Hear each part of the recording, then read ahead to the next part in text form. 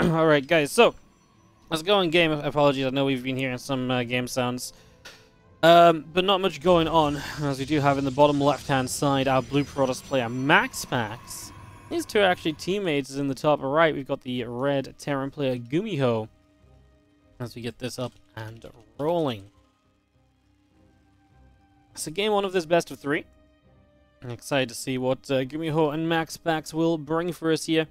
We did have a little bit of a delay getting the players ready as well, but yeah, just we hosted on the wrong. Someone hosted on the wrong server. We had to rehost. Then people were in the wrong lobby. Still, they weren't changing because they joined the lobby. They assumed they were good to go, so they tabbed out. We're talking to their stream chat and stuff, and all of that. It just took us a little while to get properly going as well. So apologies for a little bit of delay. It should be smoother sailing from here on out, guys. See, this is why on the American server I like to be able to host the games myself, because then I know I got the server right. But, you know, the players try to be very useful. They try to be very, you know, helpful and stuff. To get this underway. Just going to see a warp gate coming through, and Adept on the way up. Marauder. Concussive shells. All of this continuing in as well is just going to be seeing our command center continuing through.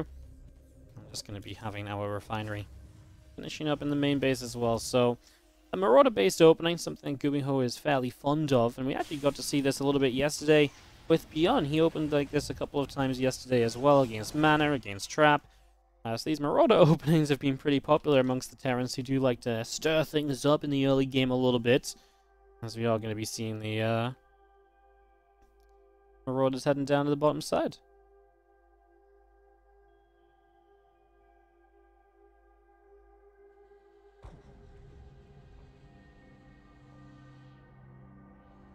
Just going to see those two Marauders kind of hanging out on the high ground, going to start making moves. It's going to be a super fast Twilight and a Dark Shrine.